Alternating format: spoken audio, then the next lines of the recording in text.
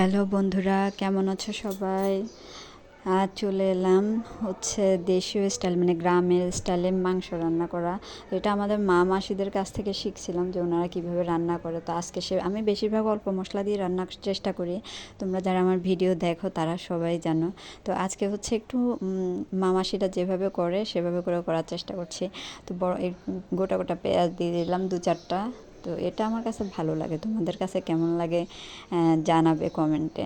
তো আলুও দিয়ে দিলাম, একটু টমেটো দিলাম, আর সব কিছু দিয়ে আমি একটু মেখে রাখবো। আমার কাছে মনে হয় মাংসটা একটু মেখে রাখলে মানে ম্যারিনেট করা যেটাকে বলে আর কি, তো এটা ভালো হয় রান্নাটা। আমি অন্য সময় পেঁয়াজটা আলাদা ভেজে তারপরে রান্না করি, অবশ্য এক এক সময় এক একভাবে রান্না করি। আজকে পেঁয়াজটা একসাথে দিয়ে দিলাম, পেঁয়াজ রসুন, আর এদিকে পেঁয়াজ রসুন সামান্য পেঁয়াজ রসুন আর আদা জিরা ধনিয়া বাটা একসাথে বেটে নিয়েছি, সেটা একটু দিয়ে দিলাম, একটু বাড়িয়ে দিয়েছি আজকে, আর সাথে একটু রাঁধুনি মশলা দিয়ে দিচ্ছি। তো পুরো প্যাকেটের বেশি দিব না, আমি সামান্য আন্দাজ করে একটুখানি দিয়ে দিলাম। আর লবণ দিচ্ছে পরিমাণ মতন। এটা তোমরা পরে দেখবে যে লবণটা ঠিক হলো কি না। তো আমি যেহেতু একসাথে সব মেখে নিচ্ছি তাই সব পরিমাণ মতো দেওয়ার চেষ্টা করছি। হলুদ এখানে একটু কমিয়ে দিলাম, কারণ অন্যান্য মশলার মধ্যে হলুদ আছে, তাই এখানে হলুদ একটু কমিয়ে দিলাম। দিয়ে একটু সরিষার তেল দিয়ে দিব, দিয়ে একটু ভালো করে হাত দিয়ে মেখে নেব। হাত দিয়ে মাখার একটা আলাদা ব্যাপার আছে, তো হাত দিয়ে মেখে নেব, ভালো করে মেখে কিছুক্ষণ ঢাকনা দিয়ে রেখে দেব। তো যারা আমার মনে হয় মানে এটাকে কি বলে, যারা রান্না নিয়ে খুব প্যারা খায় যে না রান্না অনেক ঝামেলার কাজ, আমি বলবো শর্টকাটে এভাবে রান্না করলে অনেক ভালো রান্না করা যাবে। তো ভালো করে মেখে নিলাম, ভালো করে মেখে ঢাকনা দিয়ে রাখবো।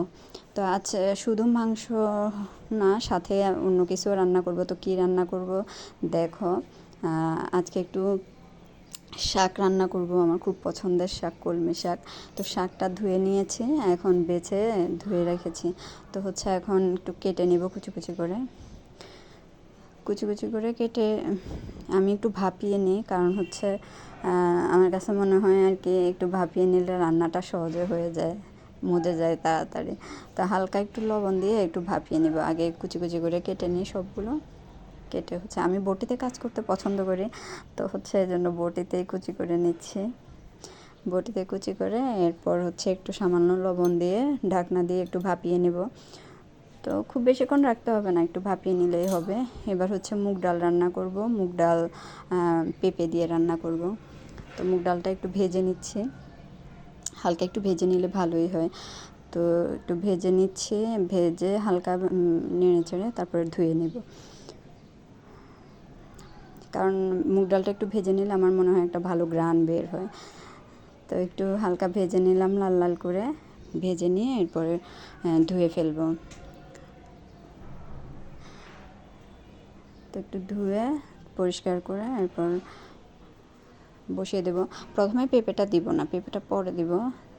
অনেকে আছেন পেঁপেটা একটু লবণ দিয়ে সিদ্ধ বসিয়ে দিচ্ছে, অনেকে আছেন পেঁপেটা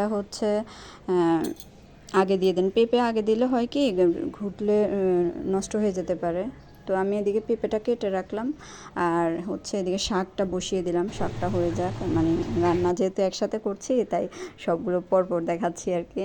তো এদিকে আমি অল্প অল্প মশলায় রান্না করব। তো সামান্য একটু পেঁয়াজ রসুন দিয়ে দিয়েছে, শুকনো মরিচ ফোড়নে দিয়ে শাকটা বসিয়ে দেবো। শাকটা যেহেতু ভাপানো আছে, রান্না করতে খুব বেশিক্ষণ লাগবে না, কারণ নরম শাক তো, কচি শাক, তো হয়ে যাবে তাড়াতাড়ি। ভাপানো শাকটা দিয়ে দিচ্ছি, একটু ভালো করে নেড়ে চেড়ে তারপর কাঁচামরিচ দিয়ে দেবো। কাঁচামরিচ দিয়ে নেড়ে চেড়ে নামিয়ে নিলেই হবে। অনেকভাবেই রান্না করা যায়, তো আজকে সাদামাটা রান্না, সাদামাটাভাবেই করে নিচ্ছি। ঘরোয়া রান্নাগুলো আমার মনে হয় অল্প মশলা এইভাবে রান্না করাই ভালো, তাহলে একটা স্বাস্থ্যকর ব্যাপার থাকে। আর আমি মরিচটা কখনো একদম ফালি করে দিই না, এইভাবে দেওয়ার চেষ্টা করি, কারণ আমার শ্বশুরমশাই ঝাল কম খান, তারপর আমার ছেলে, তো ওরা ঝাল খেতে পারে না, সেজন্য আমি ঝালটা সবসময় বরাবর এইভাবে দিই মরিচটা, যাতে ঝালটা কম বের হয় আর কি। শাকটা আমার হয়ে গেছে, শাকটা হয়ে গেছে, দেখেন কি সুন্দর নরম হয়ে গেছে। তো শাকটা নামিয়ে নিব। শাকটা নামিয়ে নিয়ে এরপর হচ্ছে ডালটার মধ্যে পেঁপে কেটে রেখেছিলাম, সেটা ডালটা দেখেন সিদ্ধ হয়ে গেছে। এখন হচ্ছে আমি পেঁপেটা দিয়ে দিব। আমি ডালটাকে ঘুটবো না, পেঁপেটা দিয়ে দিব। পেঁপেটা দেওয়ার পর পেঁপেটাও সিদ্ধ হয়ে যাবে মোটামুটি। আর পেঁপেটা দিয়ে সামান্য একটু হলুদ দিয়ে দিব। তো হচ্ছে ডালটা ভালোভাবেই সিদ্ধ হয়ে যাবে। আমার কাছে এভাবে রান্না করলে ভালো লাগে, তাই আমি এভাবে রান্না করি। তো কেউ চাইলে ডালটা আগে ঘুটে তারপরে পেঁপেটা দিতে পারো, কারণ পেঁপেটা দেওয়ার আগে ডালটা ঘুটতে হবে, না হলে কিন্তু পেঁপেটা মানে একদমই গলে যাবে। পেঁপেটা দেওয়ার আগে ঘুটে নিতে হবে। তো আমার হচ্ছে মোটামুটি কিছুক্ষণ সেদ্ধ করার পর দেখেন পেঁপেটাও সেদ্ধ হয়ে গেছে। পেঁপেটাও সেদ্ধ হয়ে গেছে, ডালটাও মোটামুটি একদম মাখো মাখো হয়ে গেছে। এখন হচ্ছে আমি এটা তেলে দিয়ে দিব। তো তেলে দেওয়ার জন্য একটা শুকনো মরিচ ফোড়নে দিয়ে দিব, সাথে তেজপাতা। আর হচ্ছে তোমরা চাইলে হচ্ছে, আমি এখানে মিষ্টি জিরে, এটাকে আমরা মিষ্টি জিরে না দিয়ে অনেকে হচ্ছে কালো জিরে ফোড়নও দিতে পারো। কালো জিরে ফোড়নে দিয়েও আমি খাই, আমার কাছে ভালো লাগে। তো আমি মিষ্টি জিরে দিয়ে আজকে ফোড়নে দিলাম। তো এভাবে ডালটা আমার কাছে বেশ ভালো লাগে খেতে। যারা এভাবে করে রান্না করনি তারা এভাবে রান্না করতে পারো, রান্না করে দেখতে পারো, ভালোই হয়। তো আমার ডালটাও মোটামুটি কমপ্লিট, শাক ডাল হয়ে গেল। আমার মনে হয় অল্প সময় রান্নার জন্য এভাবে করে কিছু রান্না করে নেওয়া যায়, আনকমন রান্না। এতে রুচিরও পরিবর্তন হয়, ভালোই লাগে খেতে। তো আমার ডালটা হয়ে গেছে, আমি এটা নামিয়ে নেব। এরপর হচ্ছে আমি মাংস রান্নায় চলে যাব। তো একটু তেল দিয়ে দিলাম, সামান্য, খুব বেশিও তেল না এখানে, কারণ আমি মাখার সময় একটু সরিষার তেল দিয়েছিলাম, এই জন্য একটু কম তেল দিলাম। পেঁয়াজটা যেহেতু কম, অনেকের কাছে তেল বেশি মনে হতে পারে ক্যামেরা ধরে রাখার কারণে। এখানে পেঁয়াজ আমি সামান্য একটু পেঁয়াজ দিয়েছি, যেহেতু পেঁয়াজ রসুন আমি মাখার মধ্যে দিয়ে দিয়েছি। তো আমি এখানে অল্প একটু পেঁয়াজ দিচ্ছি, না দিলে ভালো লাগে না, তাই দিচ্ছি। তো পেঁয়াজটা দিয়ে একটু নেড়ে চেড়ে তারপর মেখে রাখা মাংসটা দিয়ে দেবো। পেঁয়াজটা একটু লালচে হয়ে আসলে দিব, তাহলে হচ্ছে পেঁয়াজের একটা কাঁচা গন্ধ থাকে, সেটা চলে যাবে। তো আর আমার কাছে মনে হয় যদি একটু লালচে হয়ে আসে তখন দিলে রান্নাটা মজা হয়। তো আমি এখন মেখে রাখা মাংসটা দিয়ে দিব। মেখে রাখা মাংসটা দিয়ে ভালো করে নেড়ে চেড়ে ঢাকনা দিয়ে দিব। হালকা মজে মজে রান্না করলে রান্নাটা ভালো হয়। তো হচ্ছে আমি পুরো মাংসটা দিয়ে দিলাম, এখন একটু নেড়ে চেড়ে তো ঢাকনা দিয়ে দেব। ঢাকনা দিয়ে দিয়ে আস্তে আস্তে রান্নাটা করব, তাহলে রান্নাটা ভালো হয় আমার কাছে মনে হয়। তো অল্প তাপে রান্না, আমি কখনো বেশি তাপে রান্না করি না। বেশি তাপে রান্না করলে আমার কাছে মনে হয় রান্নাটা সুস্বাদু হয় না। আমি মাঝারি তাপে রান্না করি সবসময়। বেশি তাপে রান্না করতে গেলে অনেক সময় দেখা যায় পুড়ে যায়। তো দেখো মাংসটা মোটামুটি আস্তে আস্তে তেল ছাড়ছে। তো হচ্ছে এখন একটু পর পর নেড়ে চেড়ে এটাকে ভালোভাবে কষিয়ে নিব। ভালোভাবে কষিয়ে তারপর হচ্ছে জল দিয়ে দিব।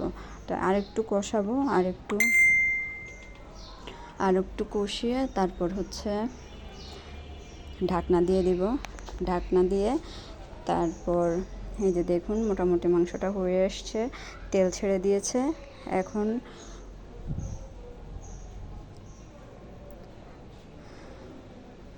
এখন হচ্ছে পানিটা দিয়ে দিব একটু পরে, যখন কষানোটা হয়ে গেছে মোটামুটি আমার। একটু নেড়ে চেড়ে করলে হয় কি রান্নাটা ভালো হয়,